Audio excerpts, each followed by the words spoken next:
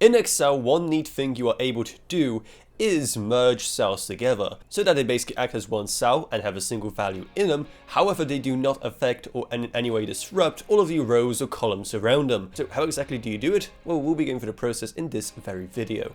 So the first thing you're going to do is select the cells that you want to do it for. It can be any number of cells next to each other, and then you want to look for the merge and center button at the top. If for whatever reason that button is grayed out, it is probably because the formatting in those selected cells does not fit the merge and center rules. It can only be done in specific cells. But if you done it correctly and the button is not grayed out, then you can just simply click on it, and if you have multiple values in them, it will tell you that only the upper leftmost value will be kept. So if you're happy with that, you can just confirm your choice, and as you can see, it's going to be merged into a single cell with just a single value remaining. Though that's just the default way of doing this kind of formatting. If before you press the merge and center button, you instead click on that little arrow next to it, well, you will see multiple other options of how exactly it's going to act, what data will be kept, and where the text will be. So you can choose exactly what you want from this drop down right here and click on that in order to achieve a different look.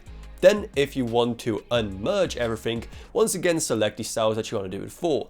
Then just simply click on a button yet again, and as you can see, everything is going to be unmerged, and it's just going to become a series of individual cells yet again, and each one of them will be able to have a different value in it. So as you can see, it's very easy to merge cells together. Not just that, but to also have control over where everything is and how it looks. Again, if for whatever reason that button is grayed out, then it's most likely the formatting used within those selected cells, because it cannot be done everywhere. So hopefully you found this video helpful, and if you did, make sure to subscribe to How to Authority for more like this in the future.